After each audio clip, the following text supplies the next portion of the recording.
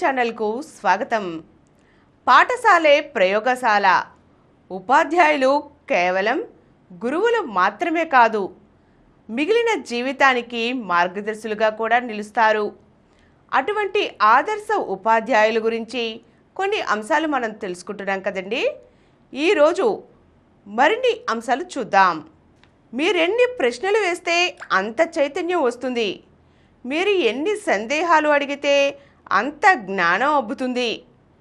దయచేసి ప్రతి ఒక్కరూ ఒక ప్రశ్న అడిగితే చాలు, ఆ సమాధానంతో అందరూ నేర్చుకుంటారు అంటారు అవధేష్ కుమార్ ఝా.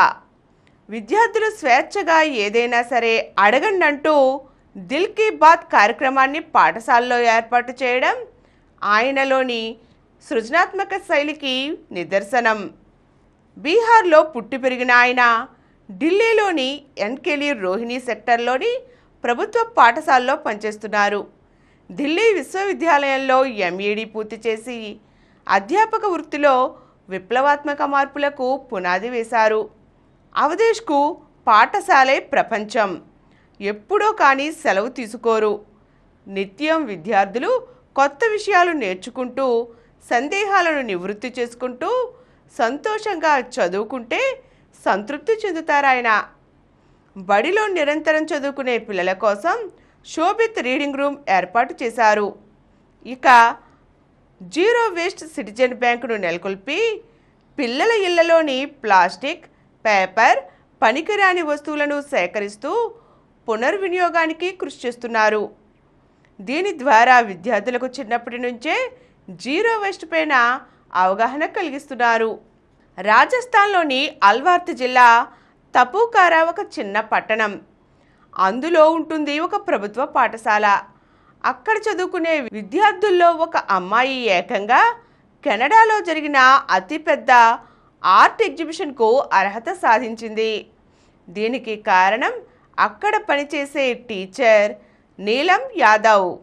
భారత్ కళలకు ప్రసిద్ధి. ఒకప్పుడు ప్రపంచ గుర్తింపు పొందిన ఆర్టిస్టులు ఉండేవారు. ఆ మాటకొస్తే చిత్రలేఖనం, శిల్పకళ, సంగీతం, సాహిత్యానికి ఏ దేశానికి తీసిపోనంత వారసత్వ సంపద మన దేశానికి ఉంది. బడిలో చదివే పిల్లలకు కూడా భారతీయ కళల ఔన్నత్యాన్ని తెలియజేయాలనే ఉద్దేశంతో ఆమె ఎందరినో ప్రోత్సహించారు. తన సొంత ఖర్చు పెట్టి విద్యార్థులకు బొమ్మలు గీయడం, పెయింటింగ్స్ వేయడంలో తర్ఫీదునిచ్చారు. దీంతో పాటు బడి మానేసిన పిల్లల్ని తిరిగి చేర్పించేందుకు ప్రత్యేక కృషి చేస్తున్నారు. కార్పొరేట్ సోషల్ రెస్పాన్సిబిలిటీ నిధుల్ని సమకూర్చుకుని డిజిటల్ టీచింగ్ ప్రవేశపెట్టారు.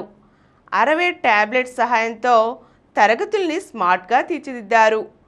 సర్కారు బడుల్ని ఇలా మార్చేయడం వల్ల విద్యార్థులు పోటీ ప్రపంచంలో దూసుకు వెళ్తున్నారు. ఈ పాఠశాల విద్యార్థిని కెనడా ఆర్ట్ ఎగ్జిబిషన్కు ఎంపిక కావడం ఇందుకు నిదర్శనం. పిల్లలే ఆమె ప్రపంచం. అందుకేనేమో అతిపెద్ద భూగోళం లాంటి గ్లోబును బడి ఆవరణలో ఏర్పాటు చేశారు. ఇజ్రాయెల్ పాలస్తీనాల మధ్య యుద్ధం జరిగినా, రష్యా ఉక్రెయిన్ల నడుమ పోరు తలెత్తినా, నేపాల్లో అల్లర్లు రేగినా, ఇలా ప్రపంచంలో ఏ మూల ఏం జరిగినా ఆయా దేశాలు వార్తల్లో ఉంటాయి. ఆ ప్రాంతాలు గ్లోబ్లో ఎక్కడున్నాయో గుర్తించేందుకు విద్యార్థుల్ని ప్రోత్సహిస్తారు ఈమె.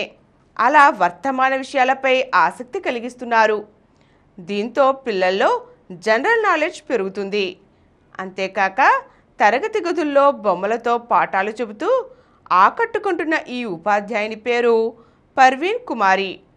చండీగఢ్లోని ప్రభుత్వ బాలికల పాఠశాలలో పనిచేస్తున్నారు. ఆమె బోధనా పద్ధతులు స్ఫూర్తిదాయకంగా ఉంటాయి. పర్వీన్ మేడం వచ్చిందంటే చాలు, విద్యార్థుల్లో ఎంతో ఉత్సాహం. ఆమె చక్కటి హావభావాలతో పాఠాలను సినిమాల్లాగా దృశ్యమానంగా చెప్తారు. ఎంత క్లిష్టమైన అంశాలైనా సరే సులభంగా అర్థమయ్యేలా వివరిస్తారు. సాంప్రదాయ రీతిలో కాకుండా ఆరుబయట గ్లోబు, తరగతి గదిలో బొమ్మల సహాయంతో పాఠాలు చెబుతున్నందుకు కేంద్ర ప్రభుత్వం ఈమెను ప్రత్యేకంగా గుర్తించి సత్కరించింది. ఈరోజు మనం ఆదర్శ ఉపాధ్యాయులు కొందరు చేసిన వినూత్న ప్రయోగాలను తెలుసుకున్నాం కదండి. మరో చక్కని అంశంతో మళ్ళీ కలుద్దాం. ఈ కార్యక్రమం మీకు ఎంతో నచ్చింది కదా. ఇటువంటి మరిన్ని వీడియోల కోసం అనతి కాలంలోనే 20 కోట్లకు పైగా వ్యూస్ సాధించిన సమరం ఛానల్ సమర్పించు సమరం ప్రగతి ఛానల్కు సబ్స్క్రైబ్ చేయండి, లైక్ చేయండి, మీ ఫ్రెండ్స్కి షేర్ చేయండి. అలాగే ప్రక్కనున్న గంట సింబల్ని ప్రెస్ చేయడం మర్చిపోకండి.